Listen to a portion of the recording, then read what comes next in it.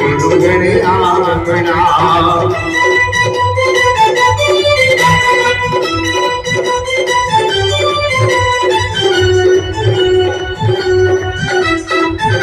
चपाले लगे बड़े 1 2 3 सुंदर रामा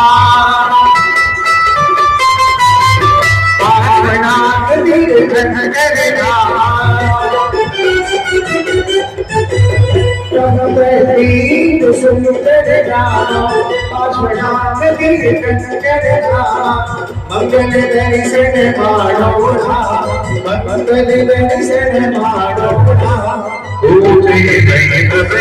नोडोड़ा शुभ संतोषक सम्मिलना शुभ संगुगरे आगमना नगरति गुरुगरे आगमना.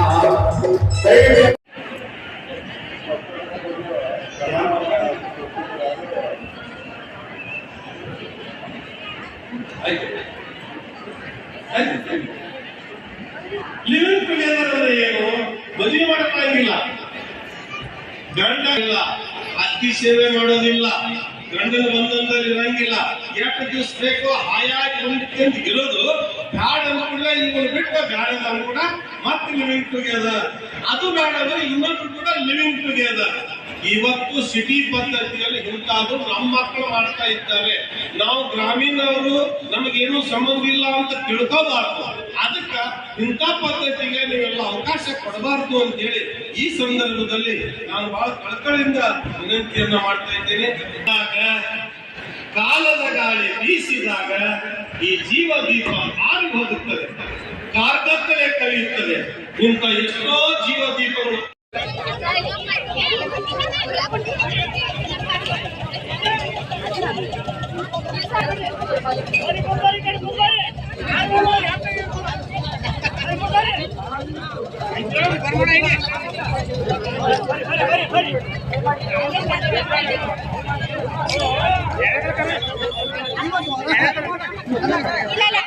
ಅದು ಜೈನ ಸಮಾಜದ ಜನ ಅಂತ ಹೇಳಬೇಕಾಗ್ತದೆ. ಇಡೀ ವಿಶ್ವದಲ್ಲಿ ರೈತರನ್ನ ಒಗ್ಗೂಡಿಸಿ ರೈತರಿಂದ ಒಂದು ಬ್ಯಾರೇಜ್ ಅನ್ನ ನಿರ್ಮಾಣ ಮಾಡ್ತಕ್ಕಂಥ ಒಂದು ಇತಿಹಾಸ ರಚನೆ ಮಾಡುವಂತ ಕಾರ್ಯ ಸಿದ್ದು ನ್ಯಾಮಗೌಡರಿಗೆ ಸಾಧ್ಯ ಆಗಿದ್ರ, ಅವರು ಬೆನ್ನೆಲುಬಾಗಿ ನಿಂತಿರ್ತಕ್ಕಂಥ ಸಮುದಾಯ ಯಾವ್ದಾದ್ರು ಆಗಿದ್ರ ಅದು ಜೈನ ಸಮುದಾಯ ಅಂತಕ್ಕಂಥ ಮಾತನ್ನ ಹೇಳಲಿಕ್ಕೆ ಬಯಸ್ತೇನೆ. ಅಂತ ಒಂದು ಮಹತ್ವದ ಕಾರ್ಯದಲ್ಲಿ ನೀವೆಲ್ಲರೂ ಕೂಡ ಸಿದ್ದು ನ್ಯಾಮಗೌಡರ ಜೊತೆ ಹೆಗಲು ಕೊಟ್ಟು ಆ ಒಂದು ಕಾರ್ಯವನ್ನು ಮಾಡಲಿಕ್ಕೆ ಯಶಸ್ವಿಯಾಗಿದೆ.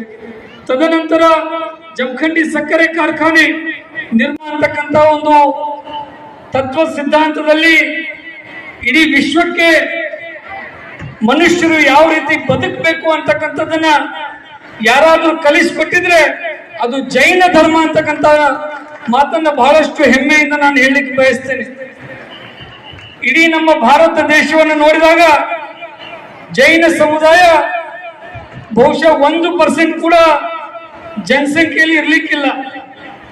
ಅಷ್ಟು ಕಡಿಮೆ ಜನಸಂಖ್ಯೆಯಲ್ಲಿರುವಂತಹ ಈ ಸಮುದಾಯ ಆದ್ರೆ ಈ ದೇಶಕ್ಕೆ ಕೊಡುಗೆ ಕೊಟ್ಟಿರ್ತಕ್ಕಂಥದ್ದು ಅಪಾರವಾಗಿರ್ತಕ್ಕಂಥದ್ದನ್ನು ನಾನು ಈ ಸಂದರ್ಭದಲ್ಲಿ ಬಹಳ ಸಂತೋಷದಿಂದ ಹೇಳಲಿಕ್ಕೆ ಬಯಸ್ತೇನೆ.